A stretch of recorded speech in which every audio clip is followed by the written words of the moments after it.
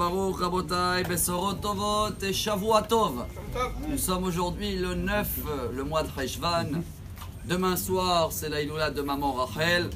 Alors justement, un message extraordinaire de la paracha, de la montée d'aujourd'hui, à ne pas manquer. C'est un double message, ce qui s'appelle Shalom Bayit, donc ça concerne et les hommes et les femmes. Car ce matin, pour ceux-là qui ont lu, ils ont fait des devoirs sur la paracha, la première montée raconte comme quoi Sarah elle a une annonce, à quel âge? À 90 ans, qu'elle va avoir un enfant. Vatitzhak Sarah bekirba lemor. Sarah a rigolé.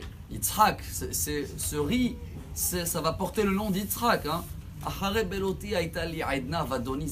Je suis âgé, il n'y a pas de quoi pour affronter, et mon mari est âgé. Juste une phrase après, qu'est-ce qu'il vient dire Hachem? Vayomer Hachem el Avraham, la mazet tzachaka Sarah. Regardez ce message extraordinaire au nom de Rav Arush aussi. Hachem vient à Avraham en lui disant pourquoi Sarah a rigolé. Alors si on prend les Midrashim, le Talmud, il nous apprend que la plus grande prophétesse qu'on avait dans le peuple juif, c'était Sarah. Elle parlait, elle dialoguait avec Hachem. Alors dans ce cas-là, pourquoi pas Hachem va voir Sarah en lui disant Sarah, pourquoi t'as rigolé? Pourquoi faut passer par le mari, dire à Abraham pourquoi ta femme a rigolé? Et c'est vrai que, voyez Rashi, Hachem il n'a pas dit à Abraham que ta femme elle a dit que tu étais âgé. Hein? Non, ça il n'a pas dit Hachem, Shalom Bayit. Mais pourquoi pas s'adresser directement à Sarah? La réponse extraordinaire, et c'est un message pour nous, c'est que, chers amis, quand il y a un couple qui se marie, peu importe les années qu'on a de Shalom Bayit, c'est un miroir. Quand il y a un, entre guillemets, je dis un défaut chez un, c'est un défaut chez l'autre. Si Sarah elle a rigolé et Hachem voulait le reprocher, il va venir le reprocher aussi à Abraham. Il y a quelque chose que peut-être on devait nous apprendre, ou lui devait faire pour que Sarah va pas rigoler, elle va avoir une foi parfaite, une croyance qu'elle va avoir un enfant quand même. Le même exemple on l'a trouvé à l'envers, hein, vous inquiétez pas. Hein. C'est la Haftara de Parashat Nasso avec les parents de Shimshon. Comment Samsung, pas Samsung, pardon, Samsung c'est un téléphone. Samson en français, que l'ange il est venu annoncer à la femme 2 fois.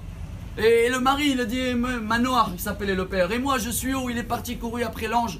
Donc des fois il y a des messages qui passent par la femme pour le mari. Des fois il y a des messages comme dans la paracha qui passent par le mari pour la femme. Mais dans tous les cas, et si on se rappelle de ça, on a un Shalom Bayit garanti. Si on se lève le matin et on voit le col dans le miroir qui est tordu, chers amis, ça ne sert à rien de réparer le miroir, le col va rester tordu. Qu'est-ce qu'on doit faire alors?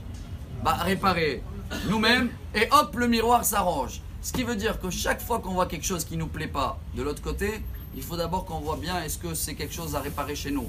En général, c'est ce qui tient le miroir jusqu'à 120 ans. Quand on commence trop à vouloir réparer, reprocher le miroir, il va commencer à bouger et après des fois même il peut se casser.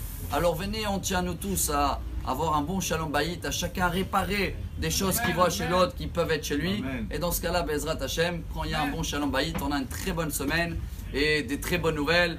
Bezrat Hashem, Shavua Tov u'Mevorach, Amar Rabbi Elazar, Amar Rabbi